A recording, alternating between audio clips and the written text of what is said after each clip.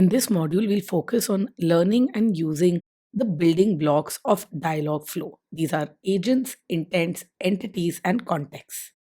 We'll start off with the very first step where we create an agent, which is essentially a natural language understanding module to understand what the user meant when he or she typed in his query.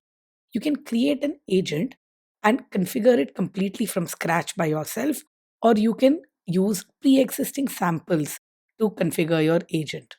The agents that we create in this course will be completely from scratch. Then we'll move on to specifying intents. Intents are basically user actions or goals that the user wants to accomplish when he types in a text fragment or a sentence into the chat window, which is then conveyed to your chatbot. There are different kinds of intents. There are some intents which are set up by default, the welcome and the fallback intents. We'll also set up some custom intents such as book cars and book rooms for our trip planner agent. As a next step, we'll define entities. Entities are basically user parameters which are configurable and may be different for different users. For example, when we book a car, the type of car can be an entity.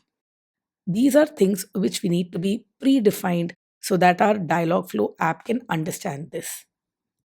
Examples of entities when we want to book rooms are the kind of room, whether it's a suite, a single room, a queen room, a double, and so on. Also, the date for which you want a booking is an entity. We'll see the difference between built in or system entities and custom entities that we set up. As a next step after that, we'll configure the user expressions. The user expressions are basically text fragment or sentences which the user might say in order to interact with your bot.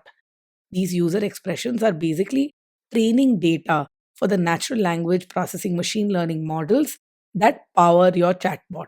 The more user expressions that you configure for your agent, the more interactive or intelligent your bot will appear. And this is what a test looks like. We'll say, can you book a single room for me in LA for Tuesday? Your bot will understand this information, extract the parameters that it needs in order to fulfill this, map it to the book room's intent that we'll set up, and pass in the various parameters date, city, and the kind of room that we want.